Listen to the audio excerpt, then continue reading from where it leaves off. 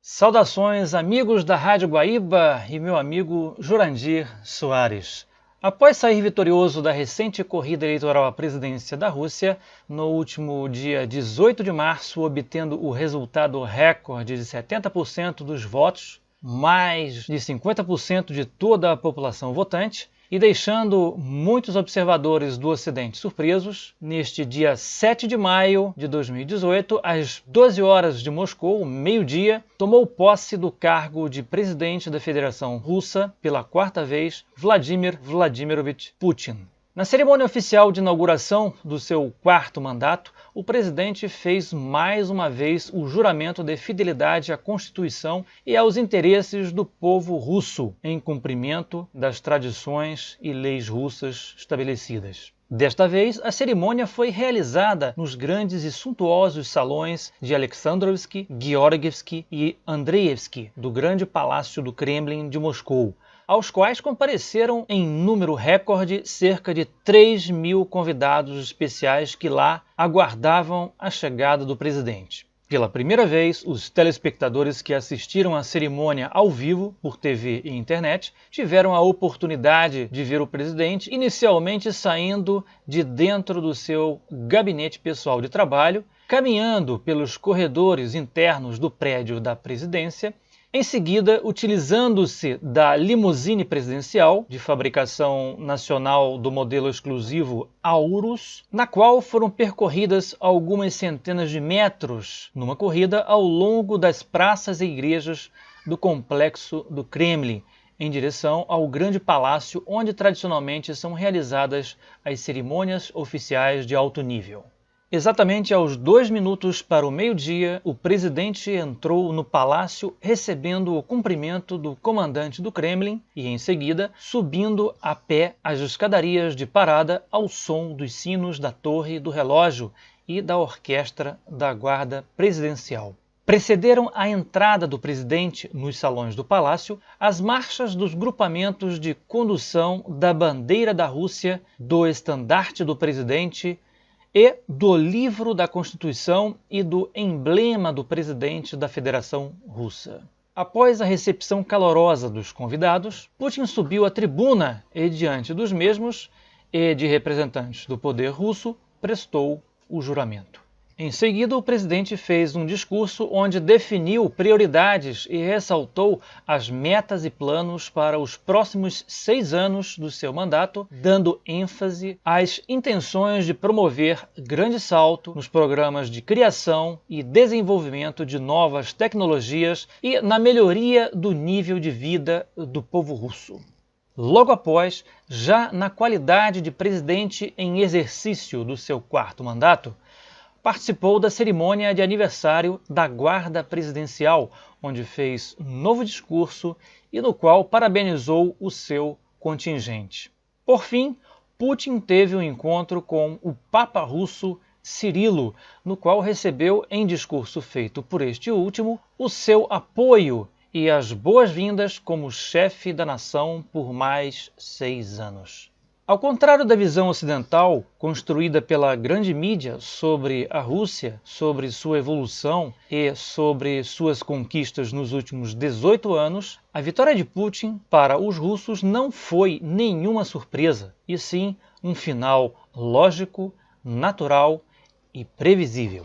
Ao passo em que para determinados grupos ocidentais este resultado representa uma tragédia e uma derrota desmoralizante, os russos, em meio a risos modestos e contidos, seguem em frente, de boa, sem muito alarde e sem cantar vitórias, para não enfurecer mais ainda aqueles que não economizaram esforços na guerra da informação contra a Rússia.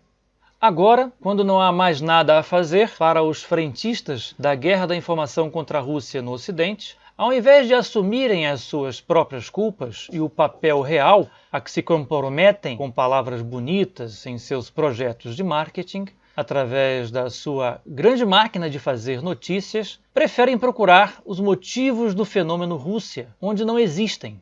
preferem tentar explicá-lo inutilmente por meios de malabarismos ao estilo fake news, ancorando-se em falácias, falsas premissas e estereótipos ultrapassados, como quem busca subterfúgios para se justificar, dando holofotes a comentaristas de poltrona de redes sociais e a pseudo-correspondentes e pseudo-comentaristas de textos encomendados, prontos, preconcebidos e pré-editados antes mesmo de chegarem ao local de cobertura. Falam o que querem e se perdem em achismos. O nível de seus discursos muitas vezes deixa a desejar. Seus debates mais parecem conversas de botequim. Falta profissionalismo, seriedade e respeito com o auditório. Eis como funciona a máquina de manipulação da opinião pública com a famosa tecnologia fake news. Só que,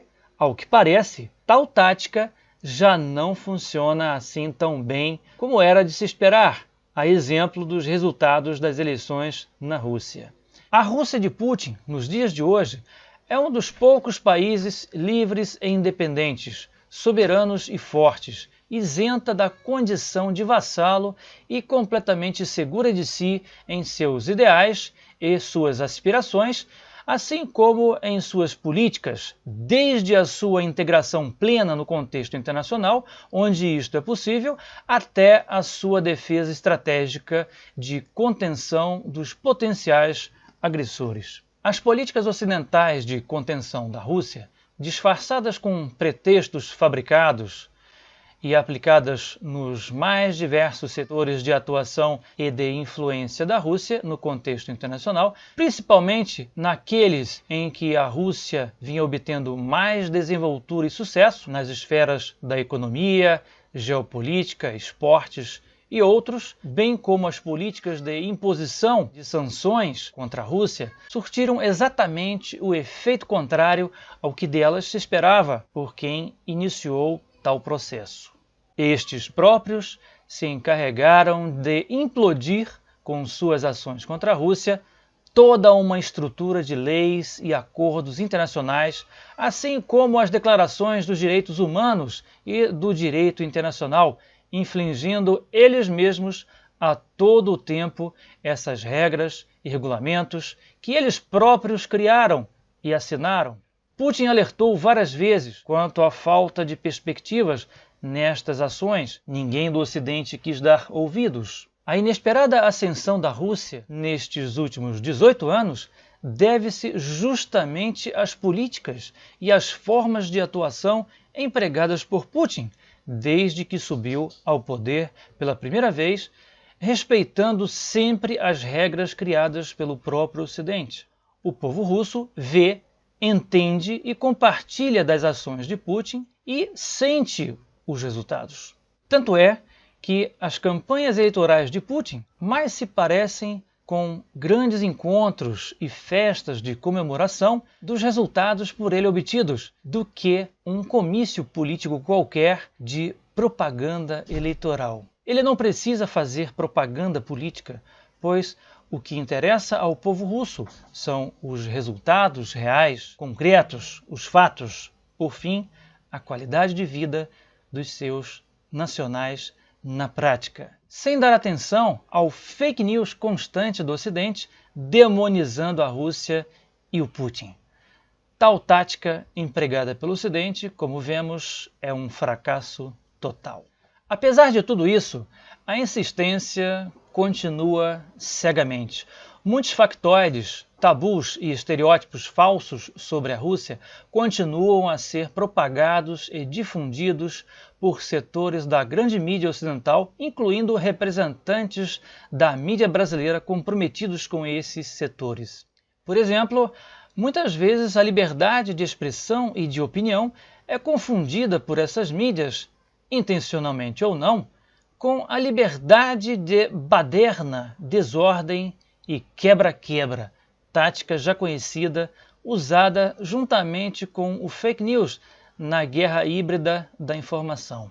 Podemos observar e perceber nitidamente a aplicação desta tática como um prato cheio para as mídias de fake news do Ocidente, que tradicionalmente cobrem manifestações de ruas na Rússia de forma oportunista e sem motivos reais justificáveis, como, por exemplo, os movimentos da famosa e conhecida oposição russa, ou oposição ao Putin, que na realidade consiste em uma minoria de grupos de jovens baderneiros sem consciência política, sem qualquer ideia construtiva e pouco patriotas do seu país, cujos organizadores recebem apoio e financiamento de fontes ocidentais do tipo ONGs, entre outras, sob os mais diversos pretextos e divisas possíveis. A manifestação anti-Putin, que teve lugar nas vésperas da inauguração de Putin, no dia 6 de maio, e que resultou, segundo algumas fontes, em um número não comprovado de 1.600 detenções, é apenas mais um exemplo disso. Os órgãos de segurança da Rússia afirmam que têm como comprovar que essas detenções tiveram suas origens não na suposta falta de liberdade de expressão ou censura, e sim na violação real da ordem pública, que é praticada com o objetivo de provocar e desestabilizar a situação interna no país, para atrair a atenção do público ocidental a mais uma tentativa de demonização do Putin e seu regime autoritário, entre aspas. Infelizmente, isto é realizado sistematicamente pelo Ocidente e faz parte de uma pauta coletiva das forças anti-Rússia e anti-Putin que insistem neste marasmo político. Tais provocações são atos encomendados de fora por fontes insatisfeitas com as políticas e as conquistas de Putin no cenário internacional, a exemplo dos acontecimentos na Ucrânia, na Síria, na região da Eurásia e do BRICS. Vale lembrar que Putin é um dos mentores e ativistas mais árduos da transformação da hegemonia do mundo unipolar para um mundo multipolar de direitos iguais para todos os jogadores concorrentes. Olhos abertos, meus amigos. Não se deixem levar pelas aparências. Procurem com mais frequência fontes de mídias alternativas. E boa sorte nas escolhas e nas conclusões. Diretamente de Moscou, Rússia, Mauro BD, VBD News.ru Oficial.